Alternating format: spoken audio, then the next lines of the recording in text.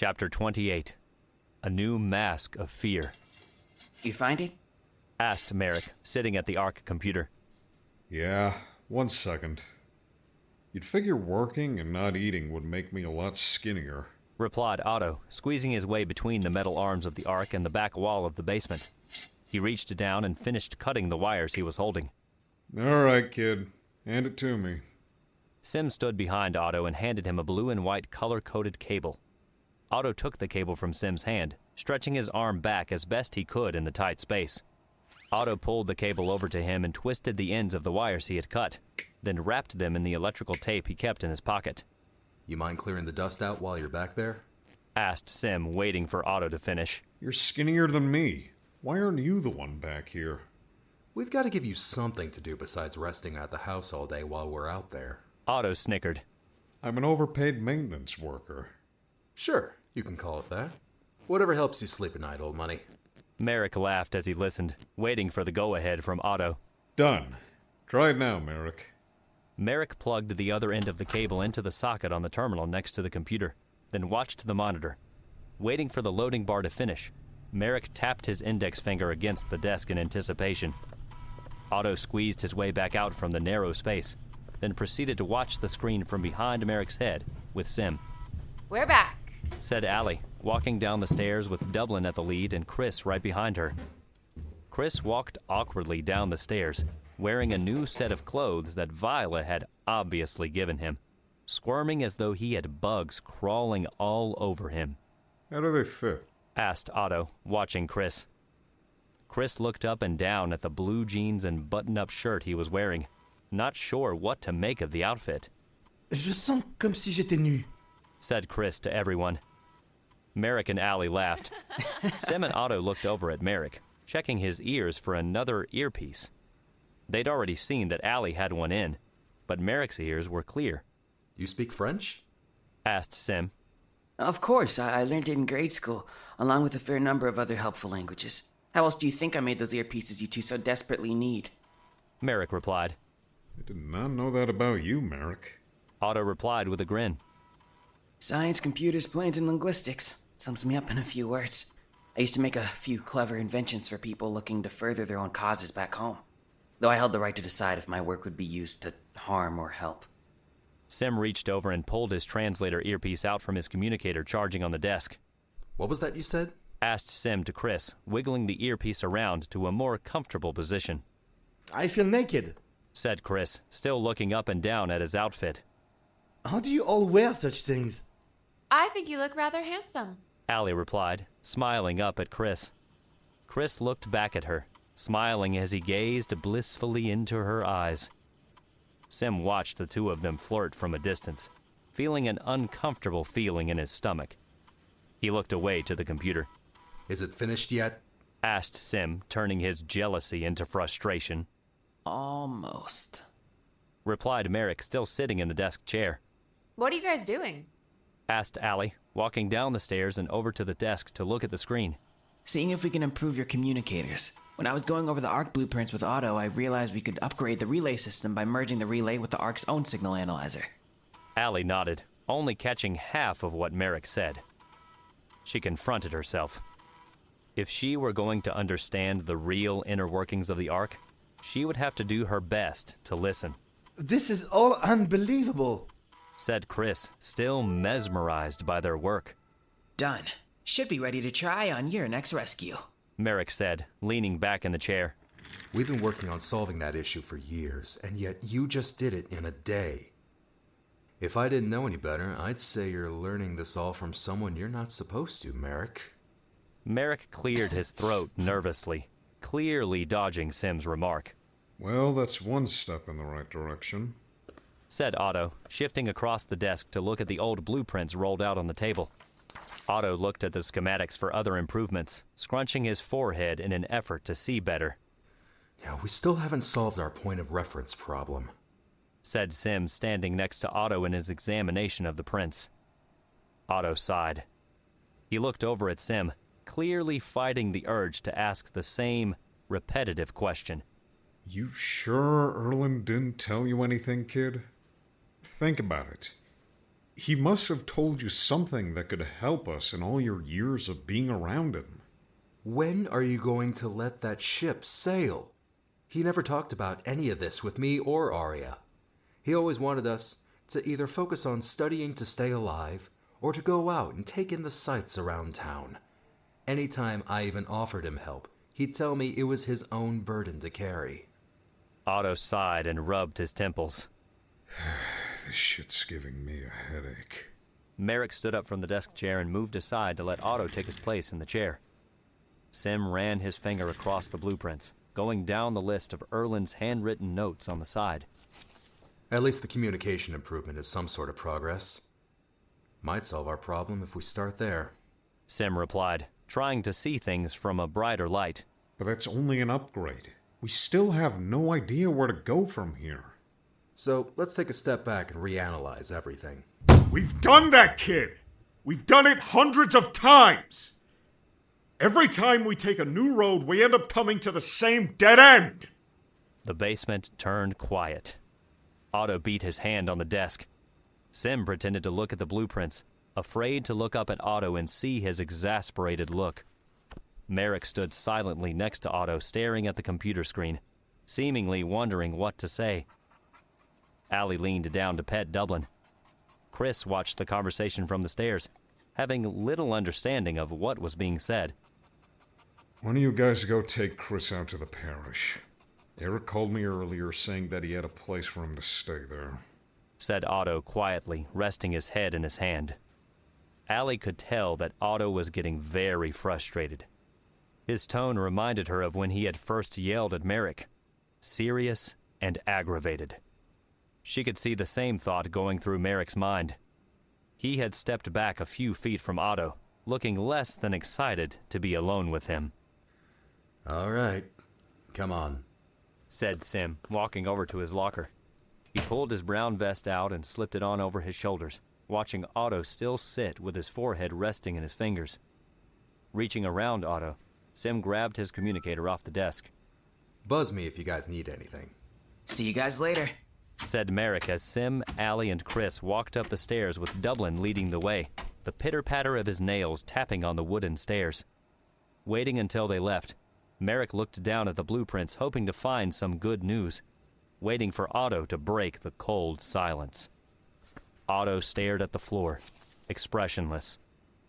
The weight of trying to find his home to his wife and daughters was etched across his face. Their faces were always on his mind, and every day was starting to feel more and more like he was failing them. I think it's time to try and solve this problem another way, said Otto, breaking the silence. Sem sat on the bench at the train station. Ally and Chris stood talking, waiting for the train with his belongings packed into his brown knapsack and his bow strung across his chest. Waiting patiently, Ally continued to give Chris a less than brief history lesson, or in his case, a future lesson. After that, in 1492, an Italian explorer who was also named Christopher discovered what we call the New World. Wait, so there's a new world beside this one? Yeah, it's a continent far west of England and France, across the Atlantic Ocean. The countries of Europe all made claim to it and fought over it till the late 18th century, calling it the Americas, and that's where I grew up. So this Christopher didn't sail off the edge of the earth? Ally laughed. No, the world's not actually flat. It's round, like a big ball that you can sail from one side to the other, all the way around. Sainte Marie, Mère de Dieu, said Chris, baffled by the very thought. And the Earth revolves around the sun, not the other way around. Chris looked at her, his eyes spread wide. That's impossible. No, I'm telling the truth. You'll have to come over and I'll show you a globe sometime. I suppose next you're going to tell me that the sun is in the center of everything? Joked Chris. It's not, replied Ally. Chris's mouth hung open like a fish. He clearly couldn't believe a word he was hearing, even though it was right before his very eyes. Had it not been for the never-ending, mystifying sights around him, he probably would have thought Ally was insane. Sem watched Ally laugh at Chris's facial expression. He stared at both of them, a lump in his throat. He felt like saying something that would silence their playful banter, but kept his words to himself, choosing not to be a ruin on their fun. Sem stood up and waited for the train at the railing overlooking the Alpha District from the station platform with his back to them.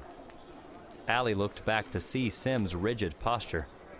She could tell he was upset by something, yet didn't have the faintest clue as to why. Choosing not to ignore Chris, Ally turned back to her medieval friend, leaving her concerns in the back of her mind. Looking out over the railing of the station, trying to clear his mind, as well as his mood, Sem could see the effects throughout the district of the bridge having been destroyed. Along the sub-platform to the station, workers had their work nearly doubled as they began unloading trucks of goods that were now forced to be transported by train instead of being hauled across the bridge in truck or cart. The boxes of exports had begun to pile up. The train between the islands only came 4 times over what was considered a day, and there obviously wasn't enough space to take everything at once. Boxes of food had begun to spoil, steel parts sat rusting in the humid air, and crates of wool were beginning to look moldy. Sem blamed himself for the new struggle on everyone's shoulders. He knew that not every person living in Asphodel was someone he had saved. Some had been born and raised in the world between worlds with no home world to go back to, and he was letting them down now as well. Thankfully, some saw their arrival as a chance to start over with a new life, while most others viewed his home as a beautiful prison in need of escaping from. Regretfully, those who wanted to leave made up nearly a quarter of the population in Asphodel, and they were all making his life a living hell. The train rolled into the station with a thunder. Sem, Ally, and Chris stepped aboard into the passenger car and took a seat facing each other in one of the many seats available. The passenger car quickly grew packed full of people commuting across the islands. The train rolled out of the station after being loaded, trying to keep up with the new busy schedule. Staring out his window in the train passenger car, with the clattering sound of the train filling the cabin, Sem leaned back in his seat, trying not to think. Ally continued to explain the many wonders of her world to Chris as they watched the train cross the cable steel bridge out the window. The passenger car was packed with people standing up in the center aisle, with Sem, Ally, and Chris sitting facing toward each other. A woman watched Sem from the aisle of the train out of the corner of her eye. Sem could feel the woman's disapproving stare over his shoulder. He turned his eyes toward hers, forcing her to look away as she shook her head and scolded at him. Hey, Sem. Sem looked away from the woman to see Chris leaning toward him, a question hovering on his lips. Yeah? Sem replied, still sensing the woman's stare. How many islands are there in your world? Chris pointed out the window. A lot. Couple of hundred at least. People only live on 16 of them, though. The rest are either too far away, too small, or have yet to be inhabited. They are building a bridge out to a 17th island they're naming the Indigo District, for the people around the 32nd century. Sem looked out the window. The train was nearing the end of the long steel cable bridge. Can you name them all? Asked Ally, quizzing him. Of course I can. He replied, his voice coming out colder than he'd intended. So, could you name them for us? Asked Ally, still wondering what was wrong with him. Well, there's the Alpha District, which is the one we live on. The first, the biggest, and oldest. And the capital of Asphodel right next to its own island. Then there's the Parish District, the Benzonide Islands, the Mediterranean, the Americana, the Africansa, the Asian and the Asiana Islands, the Germanic Empire, the Tikakish, the Promperlago, the Russian Isle, the Ottoman State, the Ftpaddict, the Danzig Kingdom, the Hispanita, and the Nordiatic Cluster. Ally applauded quietly. Wow. I must say, I am impressed. I doubt I'll ever remember all of those. So, the one we are going to, it is a French island? Asked Chris with anticipation.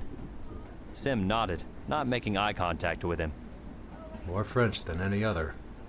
The train crossed into the thick foliage at the edge of the island, blocking their view of the other islands.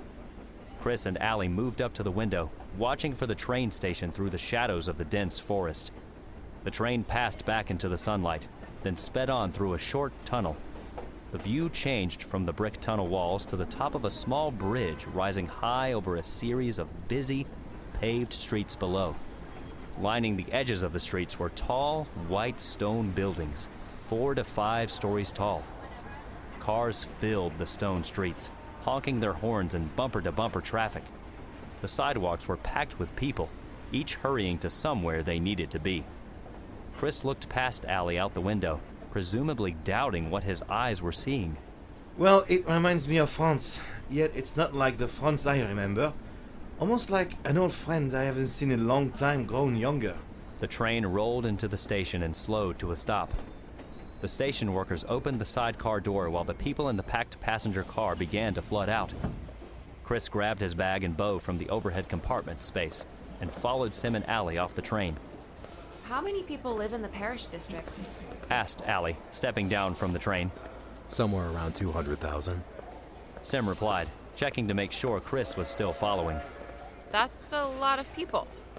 It's crazy to think not everyone in Asphodel is a lost traveler like us. Well, believe it or not, the rest of Asphodel isn't comprised of angry people who hate our guts.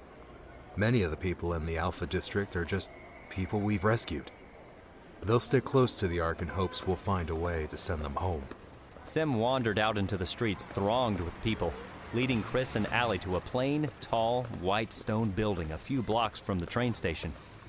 They noticed a bronze plaque on the front of the building, which read, Restul Finala. Sem opened the front door and stepped inside. Chris stopped to hold the door for Ally politely, as Sem turned back to watch him with the same disgusted, sinking feeling in his gut. A man dressed in a fine, navy-colored suit with ruffles stood at the wood-polished front desk. Chris and Ally marveled at the decorated lobby surrounding them. The walls were each subtly decorated with artwork, white trim edging, and deep blue patterned wallpaper. Thanks, be the maker. Sem, it's good to see you, sir. How was the ride over? Asked the concierge in a thick French accent, setting down his pen. Good to see you, Erik. Replied Sem, shaking his hand.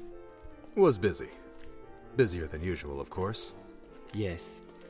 I'm so sorry to hear about the incident at the bridge. I'm glad to see you're okay. I'm the one who should be sorry. Nonsense. It is as they say. Don't burn any bridges that you might need later. Those ruffians only have themselves to blame. Sem looked back to see Chris and Ally wandering around the room, taking in the artwork on the walls and the ornate decor. Monsieur Otto informed me that you have brought a new face? Erik said, pulling out his ledger. Yeah, Replied Sem, looking back to the desk. he's from an earlier time, so he may need some close help getting on his feet. Of course, we'll take good care of him. Said Erik, smiling over at Chris. Thanks, Erik. What is his name? Christopher of Mato? Matour? That's the name. Sem replied. Excellent. I even have a guest who's been more than excited to show our new arrival around. Said Erik, writing Chris's name down. Sem! Shouted a voice from the stair landing to his right. Sem immediately recognized the voice. Oliver. Sem replied, trying to sound enthused. Oliver ran down the stairs and grasped Sem's hand with an eager handshake. When I heard you needed help with a new visitor, I felt obligated to help. Said Oliver, shaking Sem's hand vigorously. Glad to hear it. Replied Sem. Sem turned to beckon Chris and Ally over to him. Chris. Chris and Ally both looked over at Sem as he waved them over to the front desk. Erik stepped around the desk and joined Sem and Oliver as Chris made his way over to them. This is Erik and Oliver. If you need any help getting settled, let them know. Said Sem. Erik extended a hand in greeting. Hello, Christopher. It is a pleasure to meet you. Pleasure to meet you. Said Chris with a grin. I must say, I'm glad to finally be around people who speak French fluently once again. Yes, I can imagine. And I'm Oliver, by the way. Oliver shook Chris's hand vigorously as Chris clutched his bag, trying not to let it drop to the floor. Chris pulled his hand away from Oliver and smiled. Oliver has volunteered to give you a tour of the parish over the next few days. Help make sure you'll get settled in properly, as it were. Now, if we may, I'll show you to where you'll be staying with us. Erik reached out to grab Chris's bag from him. Handing him the bag, Chris turned back to Sem and Ally, realizing they were about to part ways. Hopefully I'll see you guys soon. Chris shook Sem's hand. Absolutely. Ally replied. I still owe my service to you both, so don't hesitate to ask me for help. Me too. Said Oliver. We won't. Sem replied. Chris gave Ally a hug, then moved forward and kissed her gently on the cheek. Sem watched him as he rolled his eyes. Ally blushed as Chris smiled at her and turned his back to follow Erik up the main stairs. Ally waved back to Chris as he walked away, smitten and flattered. Sem nudged her toward the front door, waiting to speak until Chris and Oliver had turned the corner at the top of the stairs out of sight. Sighed Sem, unable to contain his disgust any longer. What? You two. You and Chris. He replied, opening the door for Ally. What about us? You're both all touchy and flirty. Moving out into the sunlight that warmed the street, Ally threw him an annoyed glance. So? She asked. It's disgusting. Nobody wants to watch that. Sem replied, stepping outside before closing the door behind him. Do I smell jealousy from you? Said Ally, giving him a smug grin.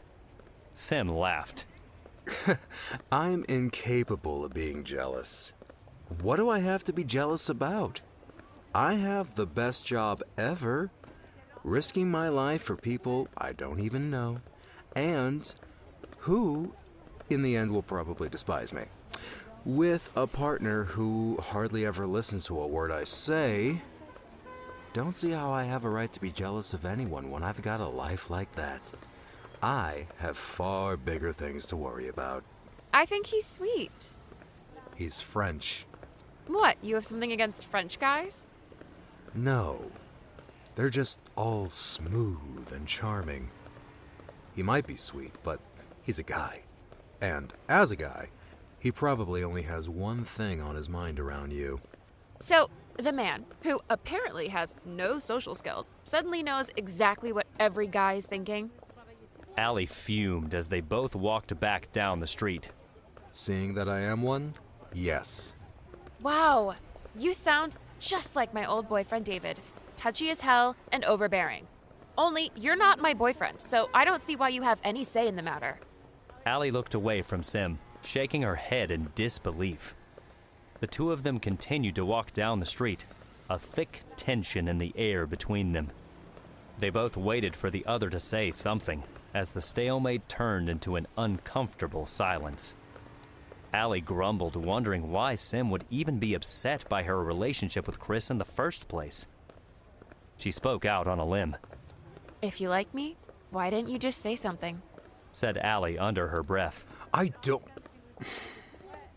You know what? He stopped himself before he said something he would regret, heaving in frustration. He fell silent as they continued walking. Wait, so you don't like me? Ally asked. No, I... No, you do, or no, you don't? Asked Ally, her voice taut. Sem shook his hands as if he were trying to shake loose his doubts. He stopped along the sidewalk as Ally continued to walk past him. I don't want to lose you the same way I lost Arya. His words brought Ally to a halt. She turned slowly around and looked back at him. You... what? Sem bowed his head and sighed. I'm afraid. I'm afraid of losing you the same way I lost her. Up until now, I've never cared about anyone the same way I did for her. Now, after being with you, I'm afraid of losing you too. And I'm afraid of turning my back on her. Ally blinked in wordless comprehension. She was finally able to put the last piece of the puzzle into place. She remembered how cold Sem was to her when she had first arrived in Asphodel. Now, she understood why. Wait. So, you do have feelings for me? Sem gazed at her, unable to deny his heart's own desire anymore. Gazing into his blue and brown eyes, Ally saw the worry in his stare, scarred by fear and grief. Standing with the breeze and sounds of the busy city around them, they both sighed in relief at the realization that what had long needed to be said was now out in the open. Sem heard his communicator beep. They both noticed the alert, but continued to look at one another, neither of them wanting to turn away. Knowing he could no longer ignore the call, Sem looked away from her, down at his communicator. Yeah? Asked Sem, lifting his wrist close to his mouth, glancing up at Ally as she continued to stare at him. Sem, you guys got an alert. Said Merek over the speaker. Merek? Where's Otto? I don't know, he left saying he had somewhere to go. All right, we'll be right there. Sem hung up the call. He looked up. He could see Ally's feelings beginning to float to the surface. Come on, he said to her, walking away. Ally stood for a moment and wiped the tear away from her cheek with her sleeve. She followed him, trying to come to terms with the new feeling she felt, sprouting inside of her. Sem hurried down the basement stairs to see Merek was sitting at the computer waiting eagerly for him. Ally trailed behind with Dublin at her side, her mind obviously not on the moment. Neither of them had spoken to the other during their trip back. Otto's not back yet? Sem asked, stepping over to his locker. No, he's still gone. All right, you'll be our eyes on this end then. What does the computer say? Looks like you'll have 8 hours. Replied Merek, looking across the screen. What's the period? 20th century, if I'm reading this right. Though, I've never seen this reading before when I've worked with you guys. Ally walked over to the lockers and pulled her backpack off its hook. Sem hurried over to the computer and looked over Merek's shoulder at the screen. That's a high-energy reading. Sem replied in a low and worried voice, looking up from the screen. Ally held her breath. A knot formed in her stomach. She looked toward Merek as they both stood idle for a moment. Sem stepped away from Merek's side and hurried to his locker. He reached up and grabbed his helmet from off the top with a stern and serious expression. You stay here, he ordered to Ally, without even looking at her. He handed the helmet over to Merek. Plug that in and download the signal data to it, the same way you did with the communicators. I'm going with you. No, you're not. You're staying here with Merek and watching my back while you wait for Otto, said Sem calmly. He reached into the locker and pulled out his heavy set of blue, black, and silver padded armor. You admitted it yourself. You need someone to go with you. This time's different, replied Sem, resting his leg onto the bench and clipping armor pieces on around his legs. This time it's more dangerous. So what? Being chased by soldiers, escaping burning buildings, and avoiding the plague wasn't dangerous? Not as dangerous as this, replied Sem, fastening the armor around his chest. Merek, get the back for me. Merek hurried over and began to fasten the armor clips together for the chest piece as Ally watched in dismay. I'm going with you. No, you're not! He glared at her, sweat already running down his forehead. Ally could see that he was petrified. He didn't want to go, but his own stubbornness and bravery wouldn't allow him to stay. Had he turned away from the traumatizing fear before, her own life would have surely ended. Sem dropped his guard and sighed. His raw emotion was now plainly written on his face. There was no more hiding how much he cared anymore. The helmet ready? Asked Sem, slipping the padded black gloves on over his hands. Yeah, you're good to go. Replied Merek, handing him the helmet. Fire it up, Merek. Sem slipped the helmet on over his head. Walking over to grab his backpack, he looked at Ally through the orange visor for a moment. Ally could see her own pained reflection shining in the visor. Sem reached into his locker and pulled his backpack out. I'll be back before you know it. I promise. Sem muttered over the helmet intercom. He slipped the backpack on over his shoulders. The humming sound of the arc charging up pervaded the room. Ally stood motionless with Dublin resting at her feet. Sem stepped back into his ready stance at the other end of the room, waiting for the gateway to open. Ally lifted her hand up to her eyes and watched him. He took one last look at her before running off headlong toward danger in his usual sprint. Sem passed through the gateway of the arc and out of sight. Through the loudly echoing clatter of machinery, Ally could hear the distant, haunting, thunderous, booming sounds coming from beyond the gateway. The light from the arc faded. Ally watched the silver starlight hover at the center, kept alive by the spinning rings surrounding Sem's fate. Merek looked back at her from the office chair, clearly not sure what to say. Ally couldn't take her eyes off the arc. No matter how hard she tried, it held her gaze.